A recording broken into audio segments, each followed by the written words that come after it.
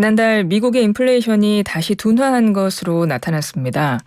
근데 기저의 물가 압력은 오히려 약간 더 강해진 것으로 나타나서요. 미 연방준비제도의 통화정책 고민도 깊어질 것으로 보이는데요.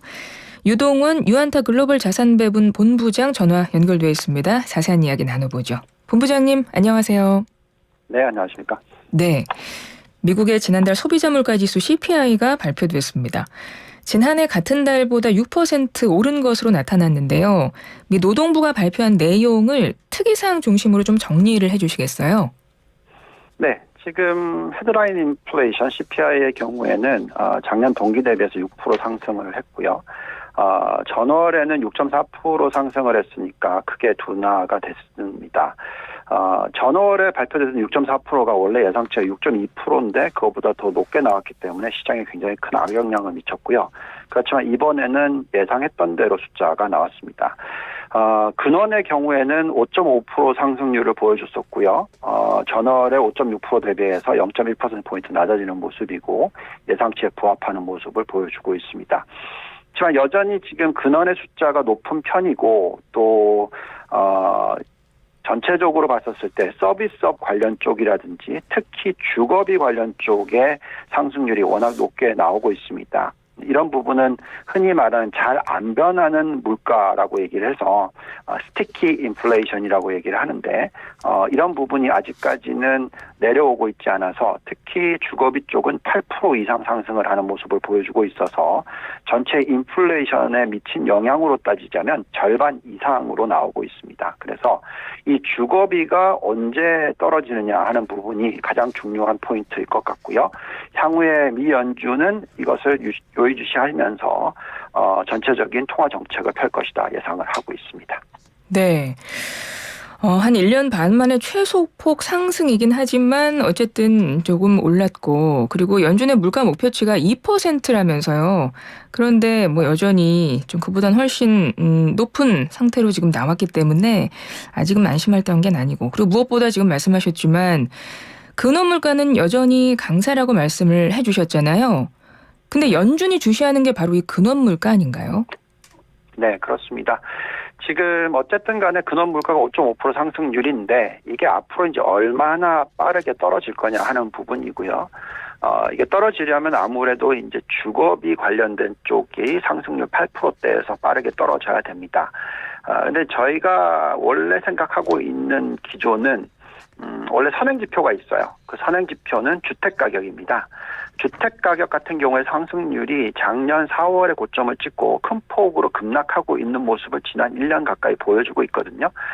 그렇기 때문에 결국 얼마 가지 않아서 이 주거비의 상승률도 큰 폭으로 급락을 하게 될 것이다라고 저희는 예측을 하고 있습니다. 그래서 이 부분이 잡히게 되면 인플레이션 자체는 많이 조정을 받을 수가 있고요. 더 중요한 부분은 아무래도 이제 임금 상승률이 어떻게 변하느냐 하는 부분인데 작년 말 올해 연초 여전히 높은 임금 상승률이 나오긴 했지만 그 전달 대비 숫자로서 연간 환산을 할 경우에 3% 미만대로 떨어지고 있는 모습이 나오고 있습니다. 그래서 아마도 1년 뒤가 되면 전체적인 이 인플레이션 압력을 미치는 임금 상승률이라든지 주거비 관련된 부분이라든지 모든 부분이 다 앞자리가 3% 정도대로 떨어질 수 있다라고 생각을 한다면 지금 기준금리가 5%대로 올리겠다라는 지금 예측이거든요. 예. 그 정도면 충분히 인플레이션에 낮출 수 있는 그런 압력을 줄 수 있는 금리 수준이기 때문에 향후 추가적인 금리 인상 폭에 대해서는 좀 낮추어 잡는 것이 적절하지 않을까라는 생각이 들기도 합니다. 그렇군요. 하지만 물가 상승 압력은 여전히 크다고 보여지는 것이죠. 지금 한 1년 후 정도 되면 좀 어느 정도 더 조금 안정됐다라는 느낌을 받을 수 있는 정도 수준이 된다라고 말씀을 하셨는데 앞으로 미 연준이 이제 다음 주입니다. 기준금리를 조금 올릴 것으로 보이긴 한 거죠. 아마도 0.25% 올릴 거다라는 게 아무튼 주 내용일 수 있고요. 예. 그렇게 되면은 4.75에서 5%로 올리게 되는 거라서 앞자리수가 5%가 보이게 되는 거죠. 저희의 판단에는 그 이후에는 추가로 금리를 굳이 올리지 않아도 될 것 같다라고 생각을 하고 있고요. 그 이유는 아까도 말씀을 드렸습니다만 앞으로 1년 뒤에 인플레이션은 3%대로 안정을 찾는다면 금리가 그것보다 2%포인트나 더 높은 수준의 유지를 시킨다면 인플레이션을 낮추는 효과를 여전히 가지고 올 거기 때문에 그렇다 말씀을 드리겠습니다. 예, 알겠습니다. 2월 물가가 전문가들이 예상하는 수준과 거의 부합하게 나와서 그 부분도 큰 영향을 준 것 같은데 근데 한번 증시를 보겠습니다. 뉴욕 증시에도 그만큼 좀 긍정적인 신호를 주지 않았을까 싶은데 어땠나요? 네, 맞습니다. 사실 더 큰 사태가 하나 있었죠. 이것 전에. 그렇죠. SVB, 네, 실리콘밸리 은행의 파산 그리고 또 다른 하나의 은행이 또 같이 파산을 했습니다. 그렇다 보니까 전체 규모로 따지면 굉장히 큰 규모가 파산했기 때문에 시장에 엄청난 변동성이 있었죠. 그렇지만 미 연준과 정부 그리고 FDIC 예금 보호 공사가 그만큼 예금을 100% 다 보장을 해준다라는 뉴스를 발표를 했기 때문에 안정을 빠르게 찾았고요. 여기에 인플레이션 숫자가 예상에 부합하는 수준이 나오다 보니까 증시가 급등을 하는 모습을 보였습니다. 그 전에는 계속해서 좀 변동성이 크게 나타났었지만 지금 이런 정책이 발표가 된다고 하면은 시장이 좀 빠르게 안정을 찾을 수 있을 가능성도 충분히 있지 않을까라는 생각이 들기도 합니다. 네. 뉴욕 증시는 2월 물가도 시장 예상치에 부합하면서 좀 상승 마감한 측면이 있고 방금 말씀하셨지만 실리콘밸리 은행이 파산 이후에 굉장히 금융 쪽에도 불안정성을 주지 않을까 싶었는데 당국이 바로 개입을 했어요. 그래서 좀 충격이 덜한 부분 때문에 그것도 좀 긍정적인 신호를 줬다. 이렇게 해석을 해주신 것 같고요. 그리고 앞서 말씀을 하셨지만 연준이 한 이제 25bp 정도를 올리는 것으로 상단이 한 기준금리가 5% 정도에서는 마무리되지 않을까 이런 예측을 해주신 것 같은데 기존에는 사실은 이제 빅스텝 50bp를 올리지 않을까라는 전망도 좀 우세했던 걸로 알고 있거든요. 근데 그게 조금 더 내려가면서 그러니까 이제 베이비 스텝 정도로 괜찮겠다라는 관측이 좀 우세해지면서 비트코인도 많이 올랐다면서요? 네, 맞습니다. 사실 이 SVB 은행의 발단은 실버 게이트 캐피탈이라고 해서 가상화폐 시장과 연결돼 있는 회사가 망하면서 나타난 현상이었거든요. 네네. 그러면서 전체적으로 가상화폐의 가격이 큰 폭으로 급락을 했었습니다. 고점 대비해서 20% 이상 급락을 했었는데 이번에 이 예금 보호 공사 관련된 부분에 예금을 100% 보장해준다. 이건 굉장히 큰 뉴스입니다.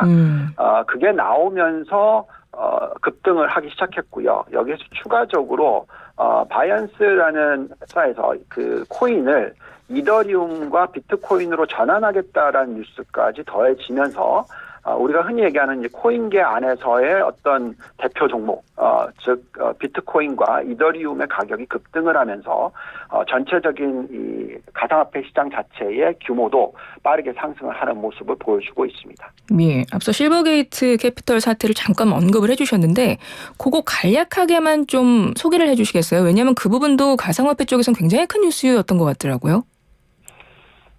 간단하게 얘기를 하자면, 지금 이 거래소, 계속해서 이제 가상화폐 시장 관련돼서의 거래소 회사들이, 망하는 현상이 나타나면서 실질적으로, 자산과 부채의 어떤 규모의 차이가 생기면서, 결국은 그 가치가 많이 급락을 했죠. 사실 비트코인 시장 자체의 규모가 가장 컸었을 때가 미국 GDP의 7% 가까이 됐었던 게 지금은 2% 수준으로 줄었습니다. 그래서 네네. 그 과정에서 많은 어떤 문제가 생겼을 것이고요. 당연히 실버게이트 캐피탈은 가상화폐 관련돼서의 거래소 관련된 종목들 다 연결이 돼 있기 때문에 이쪽의 가치가 그만큼 빠졌었기 때문에 당연히 이 회사는 망한 것이 맞고요. 이 관련해서 실버게이트는 사실 그쪽으로 대출을 해준 것이 많다 이게 아니고요. 전체 또 모든 은행들이 이 벤처 캐피탈이라든지 이런 신성장 관련된 쪽의 투자 금액 자체가 미국 GDP 규모로 따졌을 때 1%가 안 됩니다. 그래서 그런 부분으로 봤었을 때는 사실 자산의 문제가 크지를 않는데 이 비트코인과 가상화폐 시장만을 놓고 봐서 많은 분들이 확대 해석을 했다라고 판단하시면 될 것 같습니다. 그렇군요. 알겠습니다. 어찌됐건 연준의 빅스텝 선택지가 이제 좀 사라졌다는 관측이 우세하면서 비트코인도 좀 처음으로 장중에 한 26,000달러 넘었었다. 이런 기사가 있었고요. 일단 연방준비제도 통화정책회의가 다음 주에 열립니다. 근데 이번에 오늘 발표된 물가지수가 일단 상승폭이 둔화한 것으로 나왔고, 그러니까 물가가 작년보다 덜 올랐다는 거죠. 그 수치도 전문가 전망치를 벗어나지 않았기 때문에 FOMC에서 이제 금리를 어떻게 결정할지 이제 누구나 다 주목하실 텐데, 연준은 그러니까 뭐 0.25bp 많은 분들이 전망을 하시겠지만 연준도 고민은 좀 크지 않을까요? 저는 연준이 고민하면 안 된다고 생각합니다. 아, 그러세요? 네, 금리를 올려서는 안 되는 환경에 됐다라고 말씀드리겠고요. 지금 네네. 간단하게 얘기하면은 지금 자산의 어떤 문제점, 부실 채권이 엄청나게 생겨서 터진 현상이 아니고요. 부실 채권이 있을 수도 있다라는 두려움 때문에 예금이 보호가 안 되는 게 아니냐는 막연한 두려움이 생겨서 이번에 그 SVB 은행의 예금 전체 규모의 자그마치 4분의 1이 하루 만에 사라졌어요.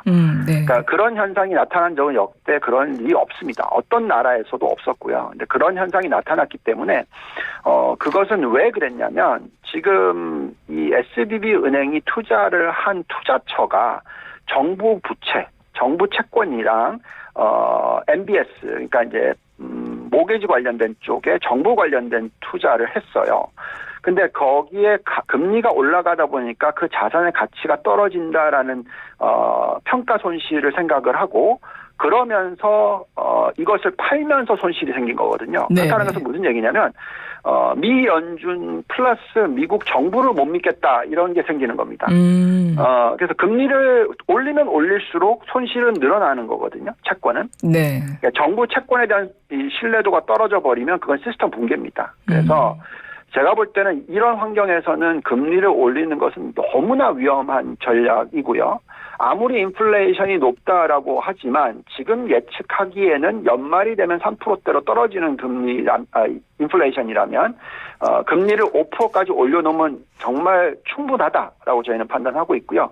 그래서 여기서 추가적으로 금리를 올리는 것은 시스템 붕괴와 연결이 될 수 있기 때문에 하지 않는 게 맞다라고 생각하고 있습니다. 그렇군요. 실리콘밸리 은행 파산이 실질적으로 방금 말씀하셨지만 그동안 연준이 아주 강력하게 금리를 올리면서 촉발된 측면이 있기 때문에 이제는 연준이 좀 스탠스를 더 이상 올리지 않는 방향으로 가는 게 맞다. 이런 말씀을 해주셨고요.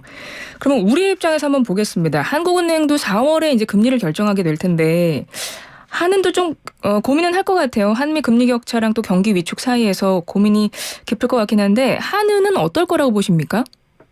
한은은 더 조심해야 되죠. 왜냐하면 지금 현재의 미국에서 터진 상황은 미국 정부 부채에 대한 금리가 올라가서 손실나는 부분에 대한 두려움인데요. 이거는 그냥 정부가 끌 수 있습니다. 금리를 안 올리고 또 예금을 보호해주면 돼요.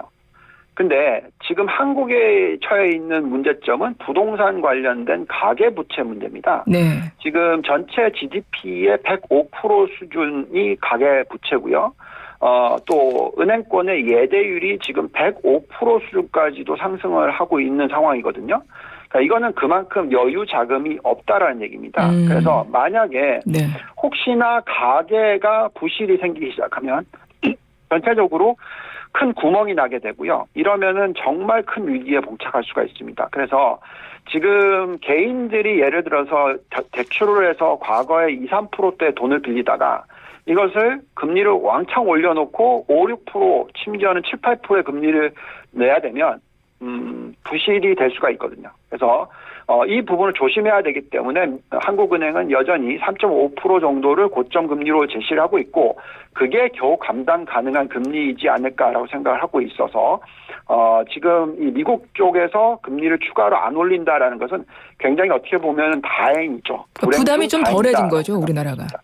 예. 그렇죠. 그래서 우리나라는 훨씬 더 금리에 민감하다라고 모든 시장 자체가 주식시장도 그렇고 전체 시장 자체가 금리에 굉장히 민감하고 또 이 만기 사이클이 짧아요. 3년밖에 되지 않아서 그만큼 금리를 너무 많이 올렸을 경우에 큰 위기에 봉착할 수 있어서 조심해야 된다라고 말씀을 드리겠습니다. 그렇군요. 끝으로 이거 한 가지만 더 여쭤보겠습니다. 지금 원화 가치의 변동성이 상당히 크다고 하던데요. 이거는 어떤 얘기입니까? 네, 말씀드린 대로 지금 이 원화 가치의 변화는 사실 정부 부채에 문제가 없고 재정 적자 폭이 그렇게 문제가 없다면 그렇게 환율이 절하될 이유는 없습니다. 그런데 아까 잠깐 말씀드렸지만 가계 부채라든지 그러니까 민간 쪽에 어떤 문제가 생길 수 있는 가능성에 두려움이 생기면 금리를 올리게 됐을 경우에 변동성이 충분히 있을 수가 있겠죠. 그래서 그렇기 때문에 지금 변동성이 일어나고 있고요. 외국인들은 그것을 요의주시하면서 앞으로 가계부채가 문제가 생길지 안 문제가 생길지 우리나라 부동산 시장이 어떻게 될지를 계속 지켜보면서 원화 변동성을 키워나갈 수도 있다라고 생각이 듭니다. 그렇지만 어쨌든 정부가 굉장히 강한 스탠스를 보여줘야 됩니다. 즉 우리나라는 정부의 발란시시 가장 튼튼하기 때문에 언제든지 재정을 써서 경기를 부양할 수 있는 그런 효과를 가져오겠다라는 발표가 중요한데 얼마 전에 지금 IT 쪽에 대한 투자 얘기가 나오고 있고요. 그래서 정부가 적절한 어떤 정책들이 나오고 있는 것 같습니다. 그렇다면 환율이 다시 안정화될 수 있는 즉 지금 달러가 약세 구조로 가고 있기 때문에 원화도 같이 반대쪽으로 절상이 될 수 있는 가능성이 나오면서 안정을 찾을 수가 있겠습니다. 금리 차이가 더 낮다 하더라도 아마도 안정성을 보면서 원화가 절상이 될 수 있는 가능성이 더 나아지지 않을까 이렇게 생각을 하고 있습니다. 예, 알겠습니다. 본부장님 오늘 말씀 여기까지 듣겠습니다. 고맙습니다. 감사합니다. 예, 지금까지 유동원 유한타 글로벌 자산배분 본부장이었습니다.